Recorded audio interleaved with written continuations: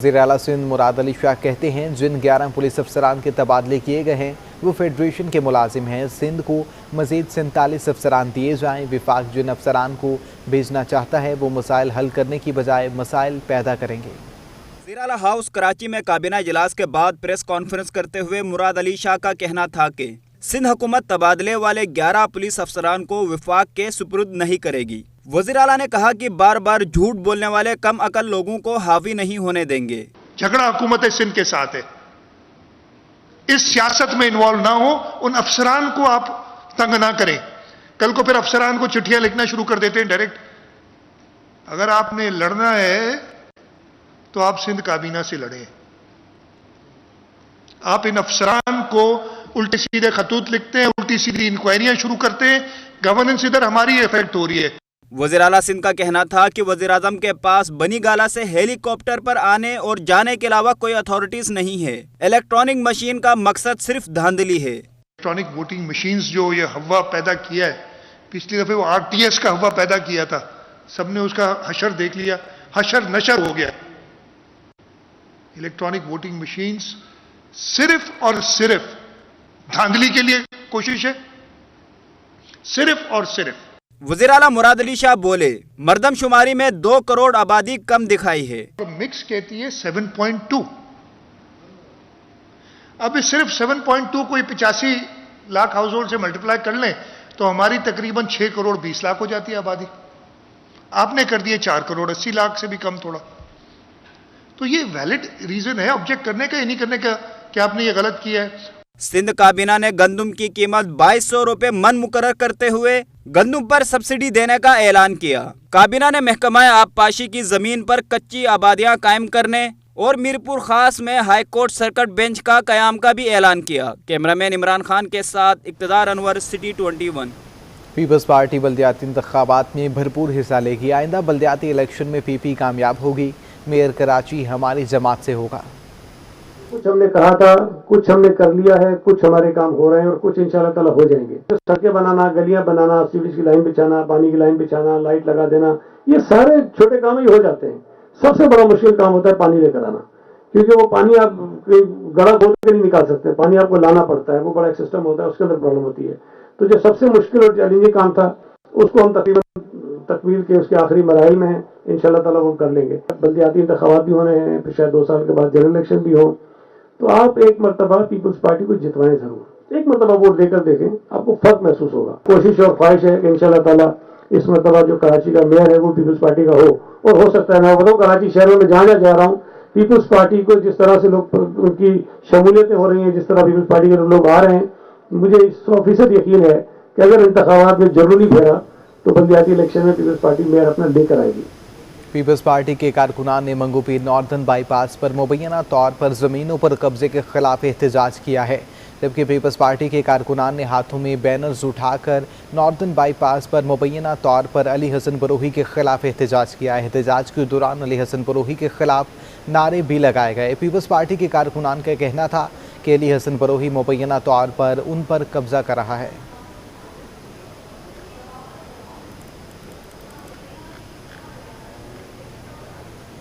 National museum Karachi में school के नन्हे तलबा वफाकी वज़ीर तालीम का घंटों इंतज़ार करते रहे, मगर शफकत महमूद को आने में इतनी देर हो गई कि इंतज़ार बच्चे रो पड़े और वो थक हार कर वापस चले गए। बच्चों ने की कई दिन कड़ी रिहर्सल और इस्तकबाल की खूब तैयारियां। स्कूल के नन्हे बच्चों के साथ परचम भी था, बैंड बाजे भी थे, मगर जब वफाकी वजीर तालीम के इस्तकबाल का वक्त आया तो मेहनत का सिला ना मिल पाया। इंतजामिया की नाअहली या फिर वफाकी वजीर की वक्त से लाइल्मी के बाइस बच्चों की मेहनत रायगा गई। वजीर मौसूफ शफकत महमूद का नेशनल म्यूजियम कराची का दौरा था, मगर वो वक्त पर ना पहुँच पाए। घंटों इंतजार के बाद थके हारे और भूख प्यास के मारे बच्चे बस में बैठकर वापस चले गए। बोला था वहाँ पर, इस तरह हुआ नहीं है, मगर हम लोग वेट करते रहे। बहुत नाराज है जी, बहुत मायूस हो गए, बहुत थक भी गए इतना। हम मिनिस्टर साहब का इंतजार करते लगे लेकिन वो नहीं आए। ज़राए के मुताबिक वफाकी वजीर तालीम को दोपहर तकरीबन 1 से 1:30 बजे नेशनल म्यूजियम पहुंचना था, मगर जब इस्तकबाल की सारी तैयारियां लिपट गईं तो वजीर मौसूफ ने शाम 4:15 बजे एंट्री दे डाली। शफकत महमूद ने बच्चों की आमद से लाइल्मी का इजहार किया और कहा कि वो अपने वक्त पर ही पहुंचे हैं। मुझे इसका कोई इल्म नहीं था। वैसे वो आए होंगे, लेकिन क्योंकि मैं तो सुबह से बैरू सूबाई मीटिंग कर रहा था, मेरा तो यहाँ आने का प्रोग्राम ही 4:15 का था। बच्चे तो चले गए, मगर वफाकी वजीर तालीम शफकत महमूद ने नेशनल म्यूजियम में गैलरी और लाइब्रेरी का इफ्तिताह किया। फन पारों की नुमाइश का फीता भी काटा। कैमरामैन अहमद अब्बास के साथ वाजिद रजा अस्फहानी, सिटी 21। शहर कायद में रवां साल 1 जनवरी से 17 नवंबर तक 220 मुख्तलिफ ट्रैफिक हादसा हुए, जिनमें से 186 अफराद लुकमा अजल बन गए। ट्रैफिक पुलिस ने शहर में रवां साल होने वाले ट्रैफिक हादसात के दादोशुमार जारी कर दिए, जिनके मुताबिक हादसात 12% इजाफा हुआ। हादसात में 186 अफराद जाँ बहक जबकि 185 जख्मी हुए।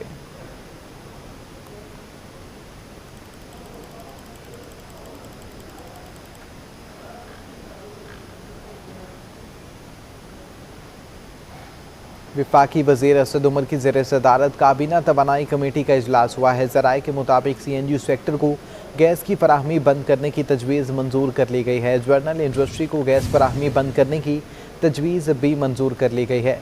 एक्सपोर्ट और सीमेंट सेक्टर के लिए गैस फराहमी जारी रखने पर इत्तेफाक किया गया है।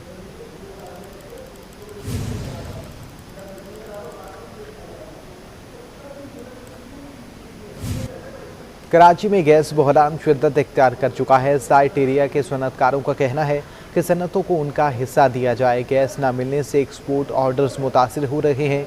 यही सूरत हाल रही तो बेरोजगारी में मजीद इजाफा होगा। सनतों को गैस का शदीद बहरान। Chairman businessman group Zubair Motiwala कहते हैं, एक तरफ सनतों को गैस नहीं मिल रही और दूसरी तरफ गैस मजीद महंगे करने जा रहे हैं। गैस की बंदिश से एक्सपोर्ट ऑर्डर मुतासिर होने का खदशा है। पूरे सिंध और बलूचिस्तान को मिलाकर इंडस्ट्री का कंजप्शन 380 से 400 MMCF है टोटल, 380 से, और ये पिछले 5 साल का रिकॉर्ड है।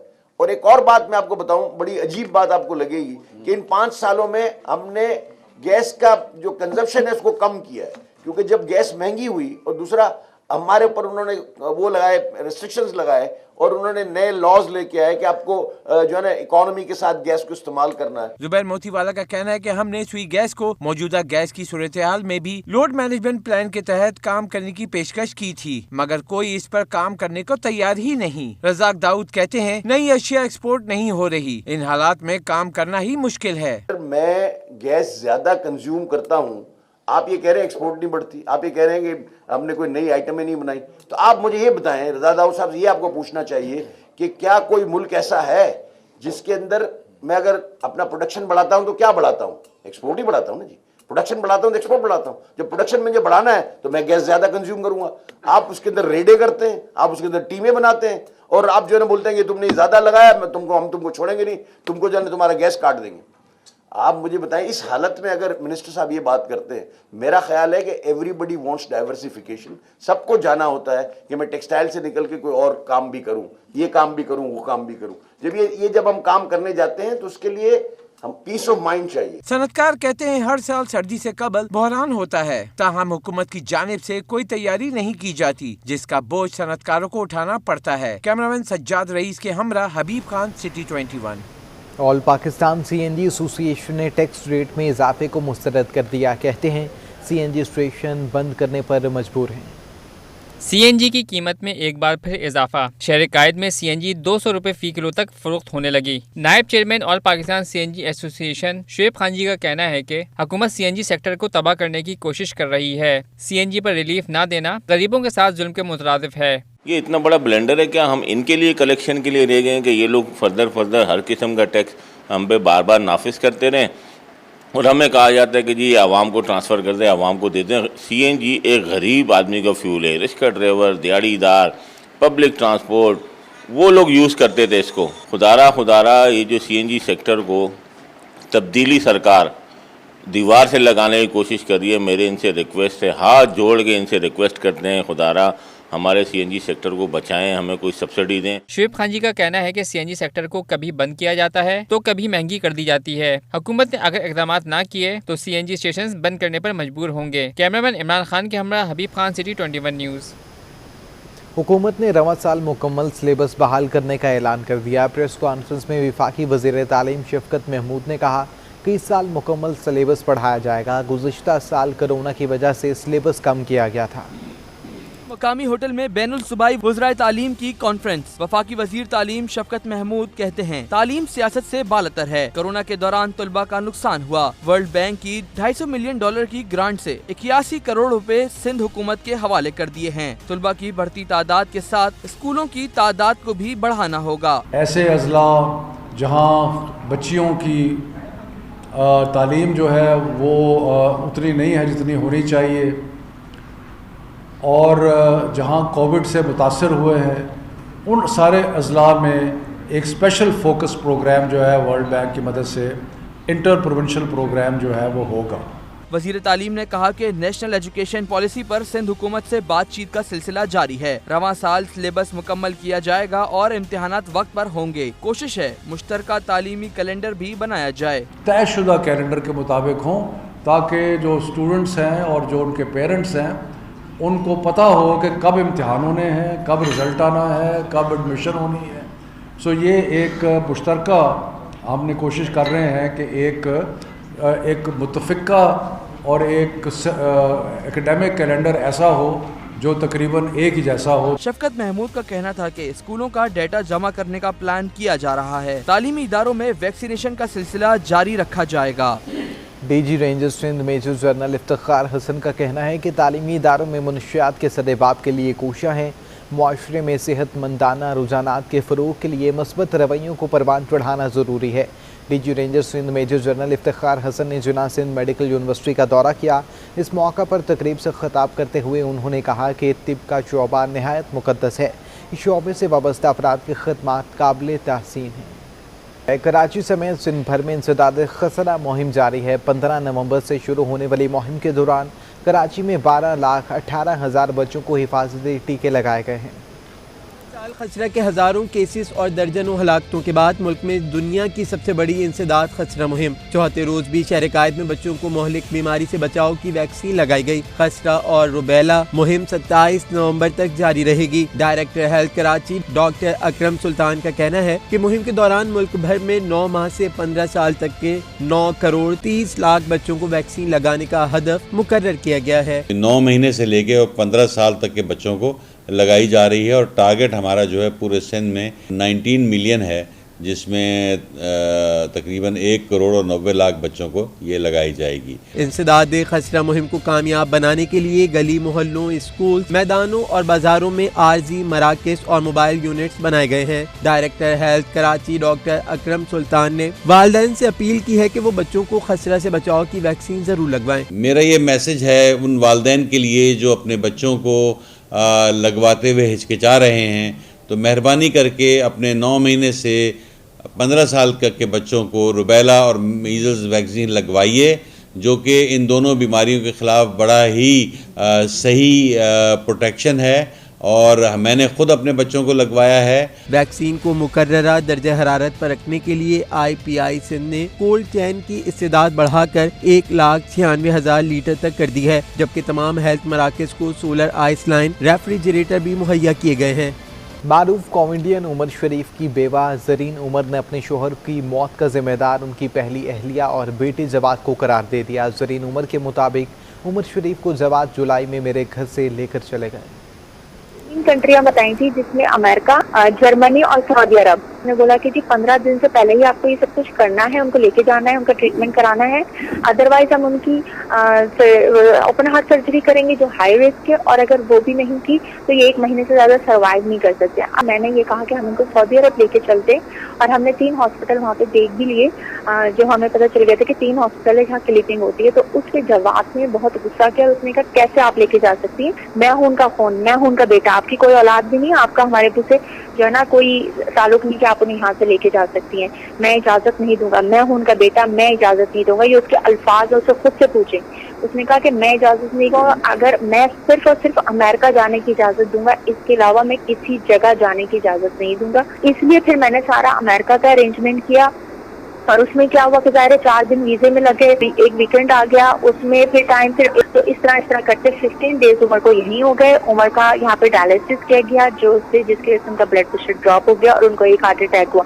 जर्मनी जब मैं पहुंची तो डॉक्टर ने मुझे कहा कि किसने इजाजत दी इन्हें ट्रैवल की, ये तो ट्रैवल कर ही नहीं सकते थे, इनको ट्रैवल में ही शौक लगा है। एयर एम्बुलेंस वाले डॉक्टरों ने भी मना कर दिया था और एयर एम्बुलेंस वापस आ रही थी, उसमें भी इसने मुझ पर शोर किया, सारे पैसे जाया हो गए, फला हो गया और ये एयर एम्बुलेंस चली जाएगी फला। मैंने कहा भाई कुछ कर लेंगे, हम यहाँ कर लेंगे, फला कर लेंगे, लेकिन उसने कहा नहीं, इसी एयर एम्बुलेंस में इसने वहाँ सिग्नेचर किए हैं और हाई रिस्क। उसने एयर एम्बुलेंस के डॉक्टर ने जिस टाइम मैं जा रही थी उसने उस टाइम भी जवाब को बोला कि आपको पता ना 100% जो हाई रिस्क है इसने साइन किए, इसने खुद ने बोला हाँ मुझे पता है सब कुछ और मैं 100% हाई रिस्क पे उनको भेज रहा हूँ। एक फिल्म खेल खेल में के प्रीमियर के दौरान न्यूप्लेक्स इंतजामिया की मंदोबीन के साथ तल्ख कलामी हुई, जिसके बायस रेड कारपेट बद इंतजामी का शिकार हो गया। न्यूप्लेक्स सिनेमा में सजा फिल्म खेल खेल में का प्रीमियर मंदोबीन के साथ अपनाया सिनेमा इंतजामिया ने अफसोसनाक रवैया, रेड कारपेट हुआ बदनस्मी का शिकार। इंतजामिया के मुताबिक कोरोना SOPs की वजह से सख्ती की गई, मगर ना तो किसी ने मास्क पहना, ना ही कोई एहतियाती तदाबीर इख्तियार की गई। अच्छी बुरी चीजें तो होती हैं, अभी इतने टाइम बाद लोग मिल रहे हैं तो बदमज़ियाँ भी हो जाती है, मगर सब कुछ ठीक भी हो जाता है। हमारी फिल्म भी इज ऑल अबाउट दिस के जो हुआ सो हुआ, भूल जाओ, let's bring the peace again. Fiza Jafri भी मीडिया नुमाइंदों से उलझती रहीं। 2 साल बाद खुलने वाले सिनेमा घरों पर पहली फिल्म के रिलीज के मौका पर बदनज़मी बता रही है कि फिल्म वाले फिल्म का प्रीमियर करना ही भूल गए हैं। कैमरामैन वाहिद खान के साथ राहिल बेग, सिटी 21। डॉलर की कदर में इजाफे पर मखसूस बैंकों के अमला मुलविस होने पर गवर्नर स्टेट बैंक ने बैंकों के सदूर का इजलास तलब कर लिया।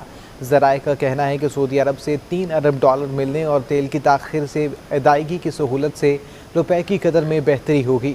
डॉलर की कदर में इजाफे पर स्टेट बैंक ने नोटिस ले लिया। बैंकिंग ज़राए का कहना है कि गवर्नर स्टेट बैंक ने बैंकों के सदूर को तलब कर लिया है।